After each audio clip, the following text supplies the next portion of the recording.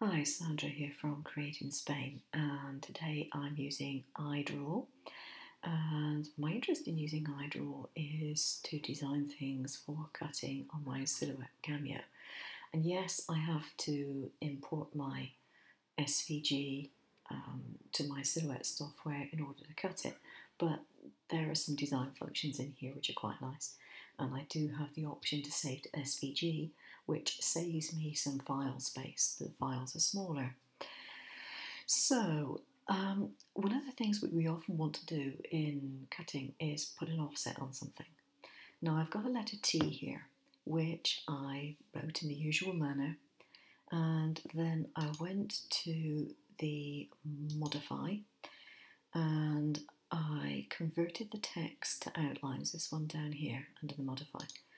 And that was enabling me to then click this button, which is the scale tool, and stretch it out to a big letter T instead of a little one. Okay, so that's what I've done there. Now you'd think that if I copied it and pasted it, and then increase the scale, which I can do quite easily by doing the same thing and just putting it to 105%, 110%, you'd think, yeah, okay, you're done, you'll have an offset.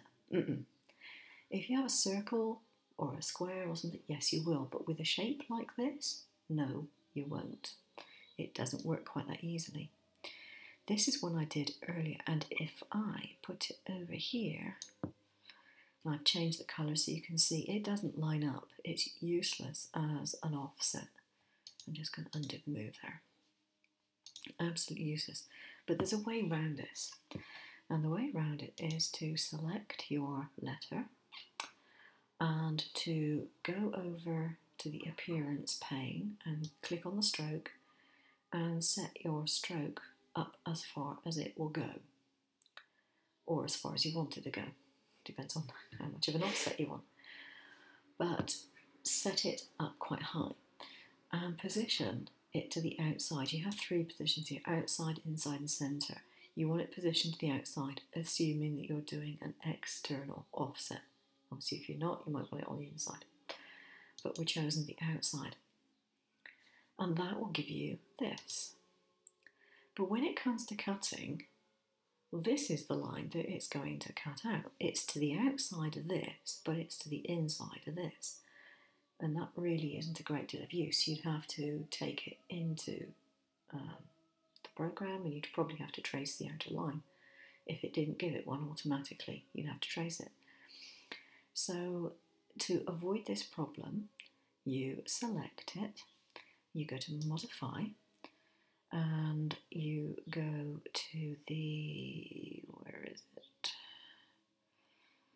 Outline stroke.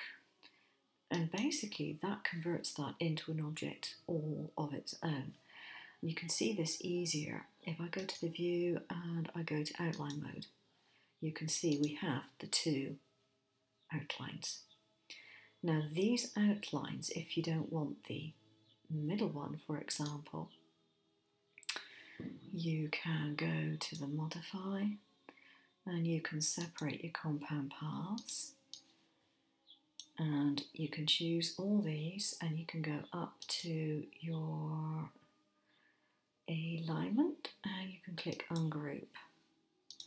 Click off of there, and then you can move your various paths out so you only have, oops, you get the idea. You only have the bit that you actually want, which is this bit here.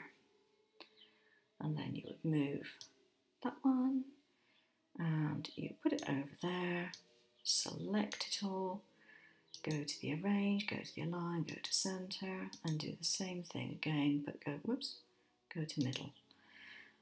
And then you will have that outside edge to cut. And of course, when you put it into Silhouette Studio, you can choose not to have this inner one to cut. But you can obviously have that filled with whatever you happen to want it filled with. And if I take it out of outline mode, there is your offset. We can send it to the back. And then you can have that one, and you can fill that with whatever you happen to want. There we go. So that's how to put an offset on using iDraw. Admittedly, you may find that if you just import the design into Studio, you don't have to worry about it too much. You can pick lines up and maybe trace some things in there if you have to. But if you want to do it all here and just then import it and choose your cut lines, that's how to do it. Hope you've enjoyed that brief tutorial. Thanks very much for watching. Bye bye.